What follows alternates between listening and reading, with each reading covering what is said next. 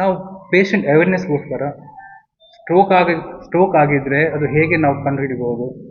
Stroke ಆಗಿದ್ರೆ ನಾವು ಇಂಗ್ಲೀಷಲ್ಲಿ ಒಂದು ಆಕ್ರೋನಿಮ್ ಇದೆ, ಬಿ ಫಾಸ್ಟ್. ಅಂದರೆ ಒಂದು ಬಿ ಅಂದರೆ ಬ್ಯಾಲೆನ್ಸ್ ತಪ್ಪಿರೋದು, ತಲೆ ಚಕ್ಕರ್ ಬರೋದ್ರೆ.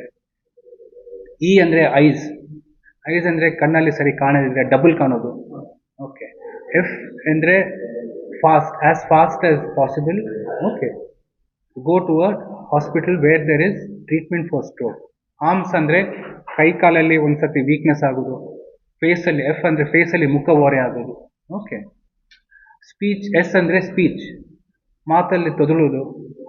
ಆ ಟೈಮಲ್ಲಿ ಕಣ್ ಬಂದರೆ ಟೈಮ್, ಟಿ ಅಂದರೆ ಟೈಮ್ ಇಸ್ ಅ ವೆಸೆಲ್. ಆದಷ್ಟು ಬೇಗ ನೀವು ಸ್ಟ್ರೋಕ್ ರೆಡಿ ಹಾಸ್ಪಿಟ್ಲಿಗೆ ಟ್ರೀಟ್ಮೆಂಟ್ ತಗೊಳ್ಬೇಕಾಗ್ತದೆ. ಯಾಕೆಂದರೆ ಇದಕ್ಕೆ ಗೋಲ್ಡನ್ ಅವರ್ ಇದೆ. ಅದು ಟೈಮ್ ದಾಟಿದ್ರೆ ಆ ಟ್ರೀಟ್ಮೆಂಟ್ ಅಷ್ಟು ಸಕ್ಸಸ್ ಆಗಲ್ಲ. ಅದು ಎರಡು ವಿಧದಲ್ಲಿ ಟ್ರೀಟ್ ಮಾಡ್ಬೋದು. ಒಂದು ಏನಂದರೆ ವಿದಿನ್ 4.5 ಗಂಟೆ ಒಳಗಡೆ ನೀವು ಆಸ್ಪತ್ರೆ ತಲುಪಿದರೆ ಇಮಿಡಿಯೇಟ್ ಆಗಿ ಸ್ಕ್ಯಾನಿಂಗ್ ಮಾಡ್ತೇವೆ. ಸ್ಕ್ಯಾನಿಂಗ್ ಮಾಡಿದ ನಂತರ ಬ್ಲಡ್ ಟೆಸ್ಟಿಂಗ್ ಆಗ್ತೇವೆ. ಆ ಸ್ಕ್ಯಾನಿಂಗಲ್ಲಿ ನಮಗೆ ಬ್ರೈನಲ್ಲಿ, ಮೆದುಳಲ್ಲಿ ರಕ್ತಸ್ರಾವ ಆಗಿದೆ ಇಲ್ಲ ಅಂತ ಗೊತ್ತಾಗ್ತದೆ. ನೀವು ನೋಡಿದರೆ ಎರಡು ಥರದ ಸ್ಟ್ರೋಕ್ ಇರ್ತವೆ. ಒಂದು ಇಸ್ಕಿಮಿಕ್ ಸ್ಟ್ರೋಕ್. ಇಸ್ಕಿಮಿಕ್ ಅಂದರೆ ರಕ್ತದ ಒಳಗಡೆಯಿಂದ ಬ್ಲಾಕ್ ಆಗಿರ್ತವೆ. ಇನ್ನೊಂದು ಏನಂದರೆ ಹೆಮರೇಜಿಕ್ ಸ್ಟ್ರೋಕ್. ಹೆಮರೇಜಿಕ್ ಅಂದರೆ ಬ್ರೈನಲ್ಲಿ ರಕ್ತಸ್ರಾವ ಆಗಿದೆ. ಇಸ್ಕಿಮಿಕ್ ಸ್ಟ್ರೋಕ್ ನೋಡಿದರೆ ಜನರಲ್ಲಿ ಒಂದು 80%, 80% will be ischaemic stroke, 20% will be haemorrhagic stroke. Haemorrhagic ಅಂದರೆ ಬ್ಲೀಡ್ ಆಗಿದೆ. ಅದು ಒಂದು ಸ್ಟ್ರೋಕ್ ಮತ್ತು ಇನ್ನೊಂದು ಸ್ಟ್ರೋಕ್ ಟ್ರೀಟ್ಮೆಂಟ್ ಬೇರೆಯೇ ಇರ್ತವೆ. ಇಸ್ಕಿಮಿಕ್ ಸ್ಟ್ರೋಕ್ ಅಂದರೆ ನೀವು ಆದಷ್ಟು ಬೇಗ ಆಸ್ಪತ್ರೆಗೆ ತಲುಪಿ ಬ್ಲಡ್ ಟೆಸ್ಟಿಂಗ್ ಮತ್ತು ಸ್ಕ್ಯಾನ್ ಮಾಡಿ ಅದರಲ್ಲಿ ಏನು ಬ್ಲೀಡ್ ಕಾಣದಿದ್ರೆ ಇಮಿಡಿಯೇಟ್ ಆಗಿ ಕ್ಲಾಟ್ ಬಸ್ಟಿಂಗ್ ಮೆಡಿಸಿನ್ ಇಂಜೆಕ್ಷನ್ ಕೊಡ್ತೇವೆ. ಆಲ್ಟಿಪ್ಲೇಸ್, ಟೆನೆಕ್ಟಪ್ಲೇಸ್. ಅದರಿಂದ ಮೆದುಳಿನ ಚಿಕ್ಕ ರಕ್ತ ಓಪನ್ ಮಾಡ್ಬೋದು. ಅಟ್ಲೀಸ್ಟ್ ಒಂದು 50-60% ಟೈಮ್ ಓಪನ್ ಮಾಡ್ಬೋದು. ಮೆದುಳಿದು ಮೇನ್ ರಕ್ತನರವೇ, ಇಲ್ಲಿ ನಾವು ಕೆರೋಟಿಡ್ ಆರ್ಟರಿ ಹೇಳ್ತೇವೆ, ಇಲ್ಲಿ ವರ್ಟಿಬಲ್ ಆರ್ಟರಿ ಹೇಳ್ತೇವೆ, ಮಿಡಲ್ ಸೆರೆಬ್ರಲ್ ಆರ್ಟರಿ ಹೇಳ್ತೇವೆ. ಅಲ್ಲಿ ಬ್ಲಾಕ್ ಇದ್ರೆ ಅದು ಆ ಇಂಜೆಕ್ಷನ್ ಅಷ್ಟು ನಿಮಗೆ ಮಾಹಿತಿ ಸಿಗ್ಲಿಕ್ಕಿಲ್ಲ. ಅದಕ್ಕೆ ನಾವು ಸ್ಪೆಷಲ್ ಪ್ರೊಸೀಜರ್ ಮಾಡ್ತೇವೆ, ಮಿನಿಮಲ್ ಇನ್ವೇಸಿವ್ ಪ್ರೊಸೀಜರ್. ನಾವು ಈ ಕಾಲಿದು ರಕ್ತನರಿಂದ ಹೋಗಿ ಕ್ಲಾಟನ್ನು ದಾಟಿ ಸ್ಪೆಷಲ್ ಟ್ಯೂಬ್ ಇಟ್ಕೊಂಡು, ಇಲ್ಲಾಂದರೆ ಸ್ಟೆಂಟ್ಸ್ ಹಾಕ್ತೇವೆ. ಹಾರ್ಟಿಗೆ ಸ್ಟೆಂಟ್ ಹಾಕಿದ್ರೆ ಮೆದುಳಿಗೆ ಸ್ಟೆಂಟ್ ಹಾಕಿ ಆ ಕ್ಲಾಟ್ ನಾವು ಈ ಖಾಲಿ ರಕ್ತ ಹೊರಗಿನಿಂದ ಎಳಿತೇವೆ.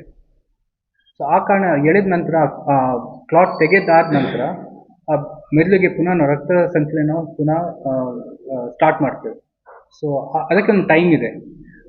ಮುಂಚೆ ನಾವು ಹೇಳ್ತಿದ್ದೇವೆ 6 ಗಂಟೆ ಒಳಗೆ ನಾವು ಟ್ರೀಟ್ಮೆಂಟ್ ಕೊಡಬೇಕಾಗ್ತದೆ. 6 ಗಂಟೆಯ ನಂತರ ಆ ಕ್ಲಾಟ್ ತೆಗೆದ್ರೆ ಅಷ್ಟು ನಿಮಗೆ ಏನು ಲಾಭ ಸಿಗಲಿಕ್ಕಿಲ್ಲ. ಈಗ ನಾವು special scanning, MRI, CT scanning ಮಾಡಿ ಬ್ರೈನಿಗೆ ಎಷ್ಟು ಡ್ಯಾಮೇಜ್ ಆಗಿದೆ ನೋಡ್ಬೋದು. ಆ ಡ್ಯಾಮೇಜ್ ಅಷ್ಟು ಆಗದಿದ್ದರೆ ನಾವು ಒಂದು ದಿವಸವರೆಗೆ ಸ್ಟ್ರೋಕ್ ಆಗಿ 24 ತಾಸು ಆದ ನಂತರ ಕೂಡ ನಾವು ಆ ಕ್ಲಾಟನ್ನು ತೆಗಿಬೋದು. ಅದಕ್ಕೆ ನಾವು ಸ್ಪೆಷಲ್ ಟೆಸ್ಟಿಂಗ್ ಆಗಬೇಕು. ಎಲ್ರಿಗೂ ಆಗಲ್ಲ. ಸ್ಪೆಷಲ್ ಟೆಸ್ಟಿಂಗಲ್ಲಿ ಮೆದುಳಿಗೆ ಅಷ್ಟೇನು ಡ್ಯಾಮೇಜ್ ಆಗದಿದ್ದರೆ ಒಂದು ದಿವಸವರೆಗೆ ನಾವು ಆ ಸ್ಪೆಷಲ್ ಟ್ರೀಟ್ಮೆಂಟ್ ಕೊಡ್ಬೋದು. ಮೆದುಳಲ್ಲಿ ಬ್ಲೀಡಿಂಗ್ ಆಗಿದ್ರೆ, ಹೆಮರೇಜಿಕ್ ಸ್ಟ್ರೋಕ್ ಆಗಿದ್ರೆ ಅದ್ರ ಟ್ರೀಟ್ಮೆಂಟ್ ಬೇರೆಯೇ ಇರ್ತವೆ. ಮೆದುಳು ಒಳಗಡೆ ಬ್ಲೀಡಿಂಗ್ ಇದ್ದರೆ ಅದನ್ನು ನಾವು ಚಿಪ್ಪನ್ನು ಓಪನ್ ಮಾಡಿ ಒಳಗಡೆ ಹೋಗಿ ಆ ಕ್ಲಾಟನ್ನು ತೆಗಿಬೇಕಾಗ್ತದೆ. ಕೆಲವು ಸತಿ ರಕ್ತನರ ಬೆಲೂನ್ ಊತ ಥರ ಬಂದರೆ ಅದು ಒಡೆದು ಹೋಗೋ ಚಾನ್ಸ್ ಇದೆ, BP ಜಾಸ್ತಿ. ಅದಕ್ಕೆ ನಾವು ಅನ್ಯೂರಿಸಮಲ್ ಬ್ಲೀಡ್ ಹೇಳ್ತೇವೆ. ಅದಕ್ಕೆ ನಾವು 2 ರೀತಿ ಒದ್ದೆಯಿಂದ ಟ್ರೀಟ್ ಮಾಡ್ಬೋದು. ಅದೇ ನಾವು ಸ್ಪೆಷಲ್ ಟ್ಯೂಬ್ ಮತ್ತು ಕ್ಯಾಥೆಟರ್ ಈ ಕಾಲಿನ ಇಟ್ಕೊಂಡು ಒಳಗಡೆ ನಾನು ಬಂದ್ ಮಾಡ್ಬೋದು. ಅದಕ್ಕೆ ನಾವು ಕಾಯಿಲಿಂಗ್ ಹೇಳ್ತೇವೆ. ಇಲ್ಲಾಂದರೆ ಚಿಪ್ ಓಪನ್ ಮಾಡಿ ಆ ಜಾಗಕ್ಕೆ ಹೋಗಿ ಸ್ಪೆಷಲ್ ಕ್ಲಿಪ್ ಇಟ್ಕೊಂಡು ಆ ಬ್ಲೀಡಿಂಗ್ ಪುನಃ ಆಗದಂತೆ ನೋಡ್ಬೋದು. 40-45 ಸಾವಿರ ಬೇಕು. ದೊಡ್ಡ ನಕ್ತನರದ್ದು ಆ ಸ್ಟ್ರೋಕ್ ಇದು ಕ್ಲಾಟ್ ತೆಗಿಬೇಕಿದ್ರೆ ಅದು ಸ್ವಲ್ಪ ಎಕ್ಸ್ಪೆನ್ಸಿವ್, ಕಾಸ್ಟ್ಲಿ ಇರ್ತದೆ. ಹಾರ್ಡ್ವೇರ್ ಯೂಸ್ ಮಾಡ್ತೇವೆ. ಅದು ನಾವು ಇನ್ಸ್ಟ್ರೂಮೆಂಟ್ಸಲ್ಲಿ ಯೂಸ್ ಮಾಡೋದು, ಅದು ಖರ್ಚು ಒಂದು 3.5 ಲಕ್ಷ ಇರ್ಬೋದು. ಸೊ ಅಂದಾಜಿಗೆ ಆಸ್ಪತ್ರೆದು ಆ ದಿವಸ ಕ್ಲಾಟ್ ತೆಗೆದು ಒಂದು 4.5 ಲಕ್ಷ ಆಗ್ಬೋದು. ಮತ್ತು ನೀವು ನೋಡಿದರೆ ಖರ್ಚು ಮತ್ತು ಮನುಷ್ಯದ್ದು ಎಷ್ಟು ನಾವು ಆ್ಯಕ್ಟಿವಿಟಿ, ಅವರದ್ದು ಲೈಫ್ ಸ್ಟೈಲು, ಅವ್ರದ್ದು ಪ್ರೊಡಕ್ಟಿವಿಟಿ ನಾವು ಆ ಕ್ಲಾಟ್ ತೆಗೆದ್ರು, ಅಕಸ್ಮಾತ್ ಆ ರಕ್ತನಾಳದ ನಮ್ಮ ಬ್ಲಾಕ್ ತೆಗೆದಿದ್ರೆ ಆ ಜೀವ ಪೂರ್ತಿ ಅವರಿಗೆ ಒಂದು ಸೈಡ್ ಲಕ್ಕ ಹೊಡೆದಂತೆ ಆ ವೀಕ್ನೆಸ್ ಇರ್ತದೆ, ಮಾತು ಬಂದಾಗಿರ್ತವೆ. ಸೊ ವೀಕ್ನೆಸ್ ಇದ್ದ ಕಾರಣ ಅವರು ಕುಟುಂಬಕ್ಕೆ, ಕನಸಕ್ಕೆ ಮತ್ತು ಸಮಾಜಕ್ಕೆ he will not be of any much benefit. Doctor Sunil Furtado. ನಾನು ಮಣಿಪಾಲ್ ಆಸ್ಪತ್ರೆ ಯಲಹಂಕದಲ್ಲಿ ಚೀಫ್ ನ್ಯೂರೋಸರ್ಜನ್ ಆಗಿದ್ದೇನೆ, ಲೀಡ್ ಕನ್ಸಲ್ಟೆಂಟ್ ನ್ಯೂರೋಸರ್ಜರಿ ಆಗಿದ್ದೇನೆ. ಸೊ ನನ್ನ ಟ್ರೈನಿಂಗ್ ಅಂದರೆ ನನ್ನ ಬೇಸಿಕ್ MBBS MS ಮುಗಿದಾದ ನಂತರ MCH ಟ್ರೈನಿಂಗ್ ಆಗಿದೆ, ನಂದು ನ್ಯೂರೋಸರ್ಜರಿ ಟ್ರೈನಿಂಗ್ ಆಗಿದೆ. ಅದಾದ ನಂತರ ನಾನು ಬೆಂಗಳೂರಲ್ಲಿ 10 ವರ್ಷ ಸತ್ಯಸಾಯಿ ಹಾಸ್ಪಿಟಲಲ್ಲಿ ವರ್ಕ್ ಮಾಡಿದ್ದೇನೆ, ವೈಟ್ಫೀಲ್ಡಲ್ಲಿ. ಅದು ಮುಗಿಸ್ಕೊಂಡು 4 ವರ್ಷ ನಾನು ಅಮೆರಿಕಾದಲ್ಲಿ ಟ್ರೈನಿಂಗ್ ಪಡೆದಿದ್ದೇನೆ. 4 ವರ್ಷ ಎಕ್ಸ್ಕ್ಲೂಸಿವ್ಲಿ ಸ್ಟ್ರೋಕ್ ಟ್ರೈನಿಂಗ್, ಅಂದರೆ ಸ್ಟ್ರೋಕಿನ ಮಾಹಿತಿ, ಸ್ಟ್ರೋಕನ್ನು ಹೇಗೆ ಟ್ರೀಟ್ ಮಾಡೋದು, ಬ್ರೈನಲ್ಲಿ ಕ್ಲಾಟ್ ಇದ್ದರೆ ಅದನ್ನು ಹೇಗೆ ಟ್ರೀಟ್ ಮಾಡೋದು, ಬ್ರೈನಲ್ಲಿ ರಕ್ತಸ್ರಾವ ಆಗಿದ್ರೆ ಅದನ್ನು ಹೇಗೆ ಸರಿಪಡಿಸೋದು, ಅದೆಲ್ಲ 4 ವರ್ಷ ನಾನು ಅಮೆರಿಕಾದಲ್ಲಿ ಸ್ಟ್ಯಾನ್ಫೋರ್ಡ್ ಯೂನಿವರ್ಸಿಟಿಯಲ್ಲಿ ಟ್ರೈನಿಂಗ್ ತಗೊಂಡಿದ್ದೇನೆ. ಅದಾದ ನಂತರ 1.5 ವರ್ಷ ನಾನು ನ್ಯೂಯಾರ್ಕ್ ಸಿಟಿಯಲ್ಲಿ ಮೌಂಟ್ ಸೈನಿ ಆಸ್ಪತ್ರೆಯಲ್ಲಿ ಎಂಡೋವ್ಯಾಸ್ಕ್ಯುಲರ್ ನ್ಯೂರೋಸರ್ಜರಿ, ಅಂದರೆ ಮಿನಿಮಲಿ ಇನ್ವೇಸಿವ್ ಪ್ರೊಸೀಜರ್ ಮಾಡಿಕೊಂಡು ಮೆದುಳಲ್ಲಿ ಕ್ಲಾಟ್ ಇದ್ದರೆ ಇಲ್ಲ ಮೆದುಳಲ್ಲಿ ರಕ್ತಸ್ರಾವ ಆಗಿದ್ರೆ ಅದನ್ನು ಟ್ರೀಟ್ ಮಾಡಲಿಕ್ಕೆ ಮಾಹಿತಿ ಪಡೆದಿದ್ದೇನೆ. ನಂತರ ಅಮೆರಿಕದಿಂದ ವಾಪಸ್ ಬಂದ ನಂತರ ನಾನು 10 ವರ್ಷ ಬೆಂಗಳೂರಲ್ಲಿ ಖಾಸಗಿ ಆಸ್ಪತ್ರೆ ಮತ್ತು ಮೆಡಿಕಲ್ ಕಾಲೇಜ್ ರಾಮಯ್ಯ ಆಸ್ಪತ್ರೆಯಲ್ಲಿ 10 ವರ್ಷ ವರ್ಕ್ ಮಾಡಿ ಈಗ ನಾನು ಮಣಿಪಾಲ್ ಆಸ್ಪತ್ರೆ ಯಲಹಂಕ ಜಾಯ್ನ್ ಆಗಿದೆ.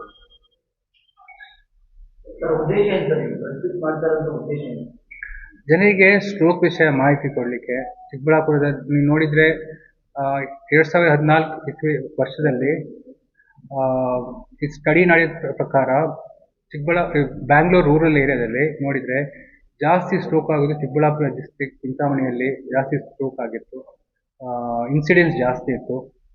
ಸೊ ಆ ಸರ್ವೆ ನಿಮ್ಯಾನ್ ಸರ್ವೆ ನೋಡಿದರೆ ಚಿಕ್ಕಬಳ್ಳಾಪುರ ಜಿಲ್ಲೆಯಲ್ಲಿ 50% ಜನರಲ್ಲಿ BP ಇದೆ, 20% ಜನರಲ್ಲಿ ಶುಗರ್ ಇದೆ, ಹೈ ಶುಗರ್ ಇದೆ. ಮತ್ತು ಭಾರತದಲ್ಲಿ ನೋಡಿದರೆ ಪ್ರತಿ ವರ್ಷ ಸ್ಟ್ರೋಕ್ ಆಗುವ ಜನರಲ್ಲಿ 1 ಲಕ್ಷ ಜನರಲ್ಲಿ ಒಂದು 110 ಜನರಿಗೆ ಸ್ಟ್ರೋಕ್ ಆಗ್ತಿವೆ. ಬ್ಯಾಂಗ್ಳೂರ್ ರೂರಲ್ ಅಂದರೆ ಚಿಕ್ಕಬಳ್ಳಾಪುರ ಮತ್ತು ಸುತ್ತಮುತ್ತ ಜನರಲ್ಲಿ ಆ ರೇಟ್ ಸ್ವಲ್ಪ ಜಾಸ್ತಿ ಇದೆ, 150ಗಿಂತ ಜಾಸ್ತಿ ಇದೆ. 150 per 1 lakh, ಅಂದರೆ 1 ಲಕ್ಷದಲ್ಲಿ 150 ಜನಕ್ಕೆ ಸ್ಟ್ರೋಕ್ ಆಗೋ ರಿಸ್ಕ್ ಇತ್ತು. ಮತ್ತು ಇನ್ನೊಂದು ಏನಂದರೆ ಚಿಕ್ಕಬಳ್ಳಾಪುರ ಜಿಲ್ಲೆಯಲ್ಲಿ ಈ ಸ್ಟ್ರೋಕ್ ಆಗುವ ಜನದ ವಯಸ್ಸು ಬೇರೆ ಕಡೆ ಸ್ವಲ್ಪ ಜಾಸ್ತಿ ಇದ್ದರೆ ಇಲ್ಲಿ 50-60 ವರ್ಷದ ರೇಂಜಲ್ಲಿರುವ ಜನರಿಗೆ ಸ್ಟ್ರೋಕ್ ಆಗುವ, ಅಂದರೆ ಕೆಲವರಿಗೆ ಕಮ್ಮಿ ವಯಸ್ಸಲ್ಲಿ ಸ್ಟ್ರೋಕ್ ಆಗೋ ಜಾಸ್ತಿನೇ ಇದೆ ಚಿಕ್ಕಬಳ್ಳಾಪುರ ಜಿಲ್ಲೆಯಲ್ಲಿ. ಸೊ ನಿಮ್ಯಾನ್ಸಲ್ಲಿ ಒಂದು ಸ್ಟಡಿ ನಡೆದಿದ್ದು ಅವರು 2 ವರ್ಷಕ್ಕೆ.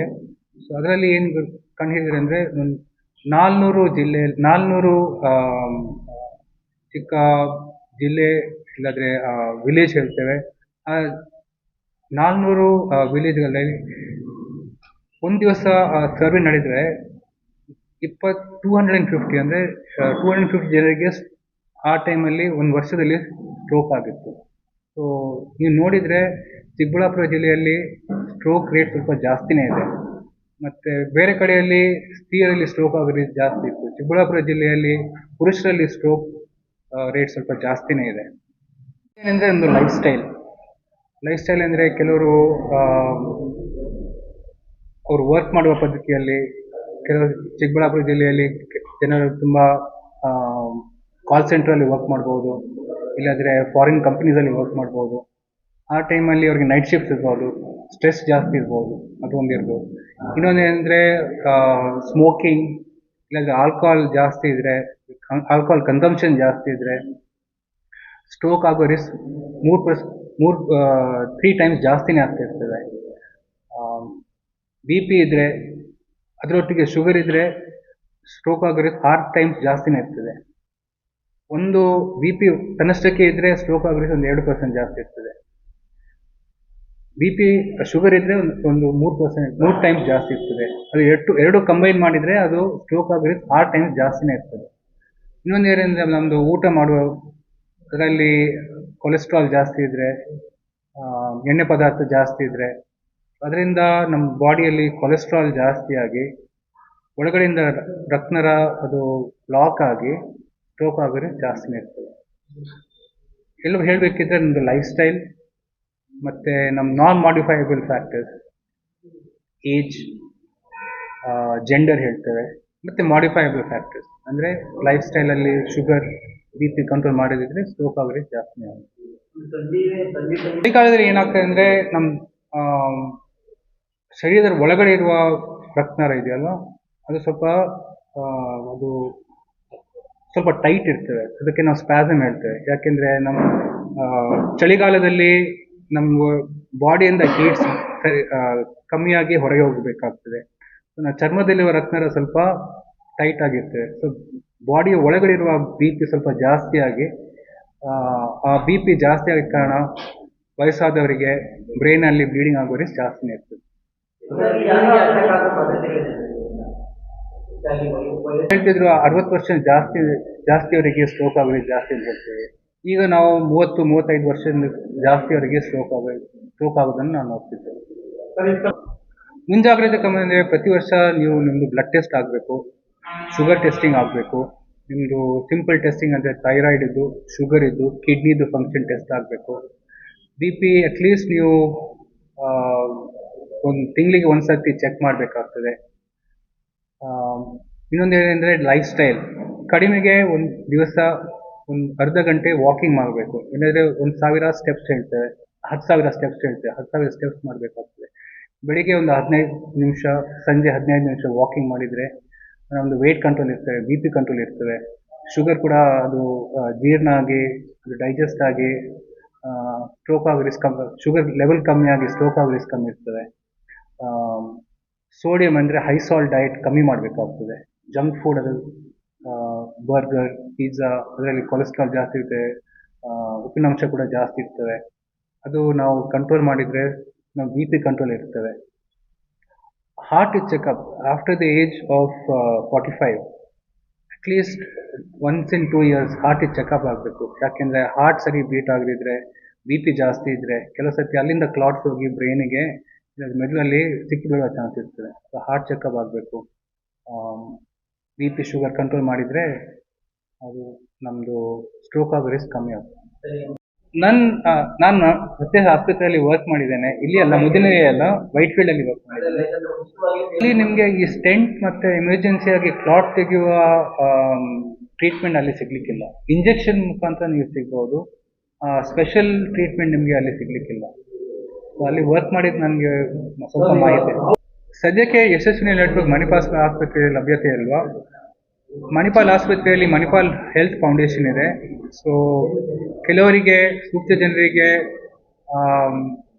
ಆ ಮಣಿಪಾಲ್ ಫೌಂಡೇಶನ್ ಇದ್ದು ಮಾಹಿತಿ ಮತ್ತು ಫೆಸಿಲಿಟಿ ಯೂಸ್ ಮಾಡ್ಬೋದು. ಅದರಲ್ಲಿ ಡಿಸ್ಕೌಂಟ್ ಇದೆ ಆ್ಯಂಡ್ ಹೆಲ್ತ್ ಫೈನಾನ್ಷಿಯಲ್ ಬೆನಿಫಿಟ್ ಕೂಡ ಕೊಡ್ತಾರೆ.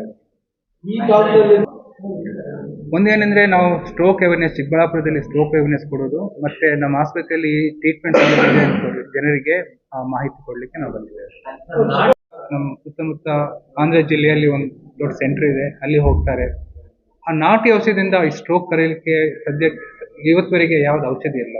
ಆ ಸ್ಟ್ರೋಕ್ ಕರಗಲಿಕ್ಕೆ, ಆ ರಕ್ತನಾಳ ಓಪನ್ ಮಾಡಲಿಕ್ಕೆ ನಾಟಿ ಔಷಧಿದ್ದು, ಆಯುರ್ವೇದದ್ದು ಸದ್ಯಕ್ಕೆ ಆ ಥರ ಯಾವ ಔಷಧಿ ಇಲ್ಲ.